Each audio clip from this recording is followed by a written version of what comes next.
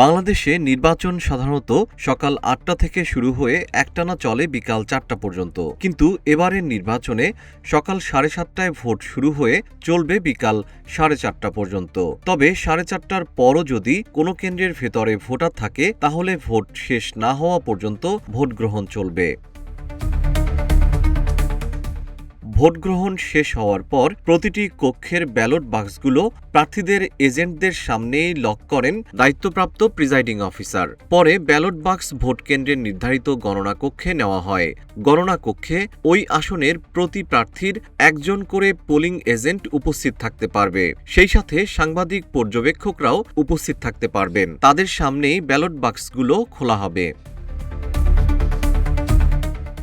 Ballot বাক্সগুলো lock খোলার পর ballot পেপারগুলো মেঝেতে ঢালা হয়। এরপর পোলিং অফিসার, সহকারী প্রিজাইডিং কর্মকর্তা ও প্রিজাইডিং কর্মকর্তা ভোট গণনা শুরু করবেন। সংসদ নির্বাচনের সাদা ব্যালট আর গণভোটের গোলাপি ব্যালট আলাদা করা হবে। ব্যালটে ছেঁড়া বা সঠিকভাবে সিল দেওয়া না থাকলে সেই ব্যালটগুলো আলাদা করা হয়। এছাড়াও যদি কোনো ব্যালটে সহকারী প্রিজাইডিং কর্মকর্তার স্বাক্ষর না থাকে সেগুলো বাতিল ব্যালট হিসেবে গণ্য করা হবে।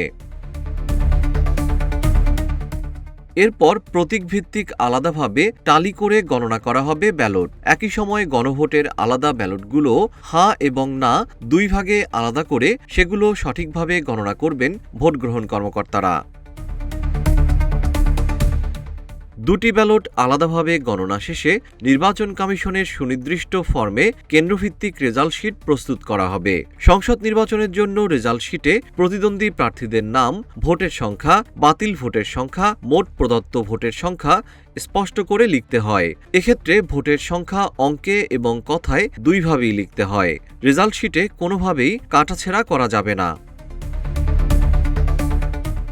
রেজাল্ট শিট প্রস্তুত হওয়ার পর তাতে প্রিজাইডিং কর্মকর্তা ও পোলিং এজেন্টরা স্বাক্ষর করেন।